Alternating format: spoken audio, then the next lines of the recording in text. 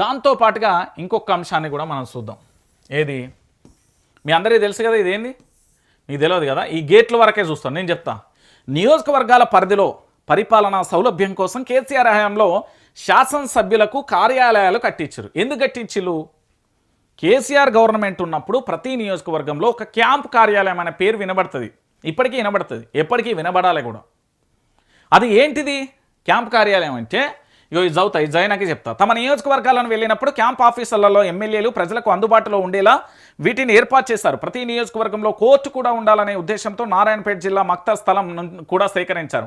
నిధులు ఇచ్చి భవనం కట్టించాల్సిన కాంగ్రెస్ ప్రభుత్వం ఎమ్మెల్యే క్యాంప్ ఆఫీస్నే కోర్టుగా అప్పగించింది. హడావిడిగా ప్రారంభోత్సవం చేసి చేతులు దులుపుకున్నది. మంత్రి వాకటి శ్రీహరి ప్రాతినిధ్యం వహిస్తున్న ఈ నియోజకవర్గంలో ఒక కోర్టు భవనానికి కూడా నిధులు తేలేక ఎమ్మెల్యే ఆఫీస్ను దారాదత్త చేయడంపై విమర్శలు వెలువెత్తుతున్నాయి. ఇప్పుడు ఈ నియోజకవర్గానికి సంబంధించి ఏంటి అంటే సమస్య, నియోజకవర్గం పోతాం మన ఎమ్మెల్యే ఆచూకీ అంటే మరి ఆయన తోక పట్టుకొని తిరగలేం కదా. ఆయన ఏ గల్లీలు ఉంటాడో, ఏ ఊళ్ళు ఉంటాడో, ఏ వాడలు ఉంటాడో, ఏ గడప కాడ ఉంటాడో మనం దొరకబట్టలేం.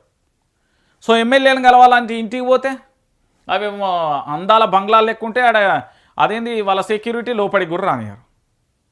మరి ప్రజలు ఎమ్మెల్యేని ఏడగలవాలనే ఒక ఉద్దేశంతో నియోజకవర్గంలోనే ఒక క్యాంప్ కార్యాలయం, ఎమ్మెల్యే క్యాంప్ కార్యాలయాన్ని ఏర్పాటు చేసి ప్రజలందరికీ కూడా అందుబాటులో ఉండేందుకు ఎమ్మెల్యే అక్కడికి వచ్చి ఎవరైతే నియోజకవర్గ ప్రజలు ఉంటారో వాళ్ళ సమస్యలు విన్నవించుకోవడానికి ఎమ్మెల్యే దగ్గరికి వచ్చినప్పుడు ఒక క్యాంప్ కార్యాలయాన్ని ఏర్పాటు చేసి ప్రజలకు అందుబాటులో ఉండేలా ఒక క్యాంప్ కార్యాలయాన్ని ఏర్పాటు చేసిండు. అయితే ఈ క్యాంప్ కార్యాలయం కాంగ్రెస్ పార్టీ వచ్చిన తర్వాత ఈ వాకటి శ్రీహరి ఉన్నాడు కదా, మీ అందరికీ తెలుసు, పేరుకు మాత్రమే మంత్రి, అధికారం ఏది కూడా పాపం తన చేతిలో లేదు, తనను అనడానికి కూడా లేదు.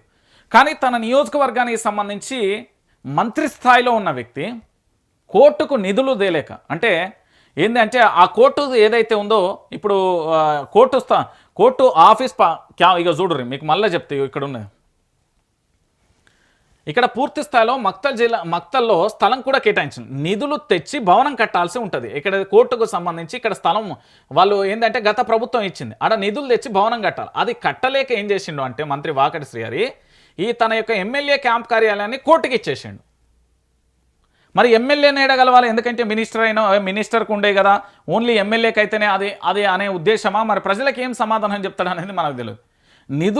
మంత్రి స్థాయిలో ఉన్న వ్యక్తి నిధులు తెచ్చుకోలేక, కోర్టును కట్టలేక, కోర్టు స్థలం కేటాయించినప్పటికీ కూడా తన యొక్క ఎమ్మెల్యే క్యాంప్ కార్యాలయాన్ని పూర్తి స్థాయిలో కూడా కోర్టుకు అప్పగించిండు. కోర్టుకు అప్పగించి చేతులు దులుపుకున్న పరిస్థితి కనబడుతుంది. ఒక మంత్రి అయి ఉండి తన సొంత నియోజకవర్గంలో కోర్టు భవనానికి కూడా నిధులు తేలేక ఎమ్మెల్యే ఆఫీసును దారాదత్తం చేయడంపై అక్కడి ప్రజలైతే గుర్రుగారు అంటారు, ఖచ్చితంగా అడుగుతారు, బాజాప్తుగా అడుగుతారు. గదే పరిస్థితి నెలకొన్న పరిస్థితి కనబడుతుంది.